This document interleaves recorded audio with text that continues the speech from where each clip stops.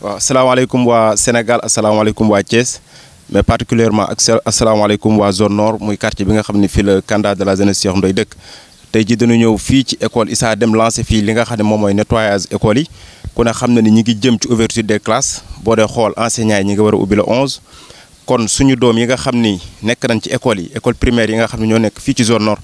dañu bëgg ñu jàng ci ay conditions yu baax tey nag ñu ànd ak le candidat de la jeunesse ak équipe bi nga xam ne ñoo nekk ci ginnaaw fas yéene nettoyé li nga xam ne moom mooy école Issa Dème ñu tàmbalee ko fii nag war cee teg école El Hadj Moundiaye Thiaw mooy fi nga xam ne man fa laa dëkk mais dafa am benn appel rek boo xam ne dama koy lancé ci candidat yi nga xam ne nee nañ ay candidat déclaré lan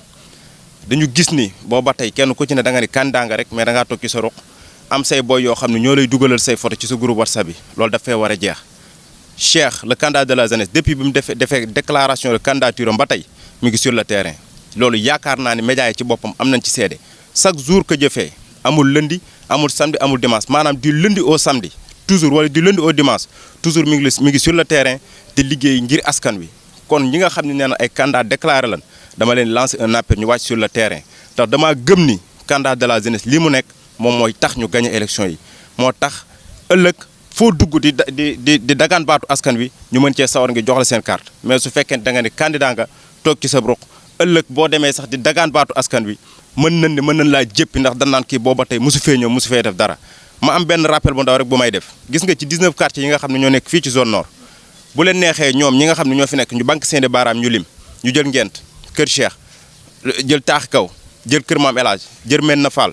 jël Jaxaaw jël Caali presque boo dee xool la moitié des quartiers fu ci nekk candidat de la jeunesse dugg na fa am na loo xam ne def na ko soit ci éducation soit ci formation des femmes soit ci nettoyage lu mel nii ak concept bi nga xam ne jëloon nañ ko muy concept dox mbokk ñu gis ni tey ji indi na ay firém lii lépp ci concept dox mbokk ci la bokk kon candidat yi dañ leen di lancer un appel nan génn jige askan wi nan génn saafante ak nit ñi nan génn xool ay activités yu mën a def bu ko defee au soir du 23 janvier yàlla mën noo may ndam candidat de la jeunesse nag fi mu teg tànkam mooy fi baax ñun loolu lañ gis ñun fi mu teg tànkam baax na ñu ngi ci nettoyage école yi ñu ngi ci formation des femmes ñu ngi ci bépp couche boo xam ne rek dafa nekk ci population bi ñun ñu ngi leen di jéem a jege ngir xool na la ni saafara seen sawat. bien sûr ñun ci leen dëkk mooy ni ma la ko waxee sànq ñun ci leen dëkk activité sur activité. candidat de la jeunesse mi ngi defoon déclaration de candidature am le 8 mars 2020 boobaak léegi 2 ans la nan interroger rek médias yi ku leen interroger rek lépp dina leer. amul bis bu yàlla sàkk wala chaque semaine boo xam ni génnuñu nekk sur le terrain ngir def ay activités yoo xam ni du pour moom du pour équipe am mais pour population bi la loolu daal lañ ko bëggoon a ubbee di jox ñëpp rendez-vous incha allahu rabbi le samedi prochain fii ci école El Hadj Moundiaye Thiaw ñu ba fas yéene nettoyer école yëpp ba nga xam ne suñu doom yi suñu jarbaat yi mën a jàng ci ay conditions yu baax loolu lañ ci bëggoon a yokk jërëjëf. salaamaaleykum waa Thiès salaamaaleykum waa Thiès Nord maa ngi nuyu ku nekk ci turam ak santam. di nuyu équipe bi accompagner le candidat de la jeunesse ci activité tay bi voilà comme ni ko Ousseynou waxee ñun li dafay dem rek dans le cadre des activités citoyennes yi nga xam ne dañ koy def parce que bientôt la rentrée suñu doom yi suñu jarbaat yi dañu war a ñëw jàng si lu ñu mën kéem suñu kàttan ñu apporter ko pour permettre xale yi ak le corps enseignant nekk dans de bonnes conditions te loolu li ci jiitu mooy am un environnement sain. incha allah noonu dinañ ko def jéem a nettoyer le maximum d'écoles au niveau de la commune di lancer appel à toutes les bonnes volontés ku ko mën nga def ko parce que ce sont des actions citoyennes yoo xamee ni tout le monde y gagne le concept ubbi tey jàng tey ñun bëgguñu ko def une théorie mais dañ ko bëgg a mettre en pratique te je pense que première action bi ñu war a def lii la nettoyer écoles yi nettoyer classes yi bay ko fexe foosu écoles yi aussi ak toilette écoles yi nu mu mën a praticable loolu nag tey moo waral suñu activité bi. oh je dis que ni y a même pas de concurrence y a pas photo parce que aujourd'hui li nga xamee ni moo ñu animé aujourd'hui je pense que c'est de servir notre communauté loolu moo ñu intéressé moo tax bi ñu engagé wu ba léegi bàyyiwuñu ñu ngi ci bi ñu engagé wu ba léegi bàyyiwuñu li ñuy wax rek mooy ku nekk li nga mën nga def à la hauteur de tes moyens pour servir les populations. Je dis que élection c'est une partie de notre vie c'est pas toute notre vie gérer une institution municipale c'est un souhait nga xam ne am nañ ko pour servir suñu communauté mais li am solo mooy na ku nekk engagé wu te sa engagement auprès de ta communauté doon dëgg ci yow loolu rek moom moo ci nekk.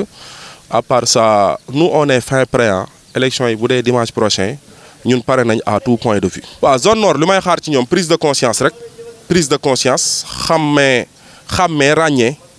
et faire aussi un bon choix loolu daf ci am solo parce que ki ñu war a dénk institution municipale bi ce sera pour 5 ans donc l'amateurisme ak les aventuriers il faut aussi ñu xàmmee leen. loolu rek moom moo am solo et aussi tamit juger les gens sur la base d'un programme fiable mais aussi juger les gens sur la base de leur parcours bi nga xam ne def nañ ko auprès de la communauté parce que moi je le dis je suis un candidat avec un bilan tey bu ñu mënee xool doonuma candidat mais au moins près d'1 milliard ou bien 800 millions au minimum dugal naa ko ci commune bi de 2014 à nos jours avec des choses réalisables et palpables yaakaar naa ni buñ ñu dénkee Thiès Nord dinañ ko mën a jëmee feneen fu kawe njort. loolu la tey jii les plus grandes réalisations de cette commune portent l'empreinte du candidat de la jeunesse waaw dans le cadre de nos partenariats dans le cadre de nos connaissances leen rek lañ ciy joxe le plus grand centre commercial de Thiès ñoo ko démarché indi ko 550 millions le mur de clôture bi mairie bi nekk ñoo ko démarché indi ko les cimetières de Kër Issa bi monsieur le maire dëkk tey ñun ñoo ko démarché indi partenaire bi teg ko ci loxoom voilà la rénovation de plusieurs écoles de la commune ñun la donc je pense que tey apte nañ capable nañ xam nañ fi ñu jëm pour mën a booster suñu commune. On laissera la population juger on dira aussi au président de la République le président de notre parti de bien regarder le choix qu'il fera au niveau de Thiès Nord ñu ngi koy déglu bu baax ci loolu di ubbi bëtam mu renseigner wu vérifier wu kii mettre aujourd'hui sur la tête de liste Benno Bokk Yaakaar mais di wax ni aussi que nous on est prêt à aller à ces élections et on ira à ces élections quel que soit le format.